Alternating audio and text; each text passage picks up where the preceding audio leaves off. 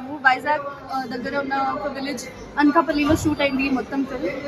So we're hoping that this film goes well. మీరందరూ చూడండి. Promotions ఎక్కువ చేయలేదు కూడా టైం. యాక్చువల్లీ ఇది మేము కొంచెం చిన్న బడ్జెట్ లోనే అనుకున్నామండి, ఎక్కువ హైప్ ఇవ్వలేదు, because it's village drop reality kind of film. అంటే ఒక చిన్న మూవీ అయినా కానీ ఒక కొంతమందికి రీచ్ కావాలి అని మనకు ఉంటుంది. మనం మూవీ తీసినాం కాబట్టి అంటే నలుగురు చూడాలని మనకు కూడా అనిపిస్తుంది. ఎందుకు ప్రమోషన్ చేస్తే అయిపోయేది కదా.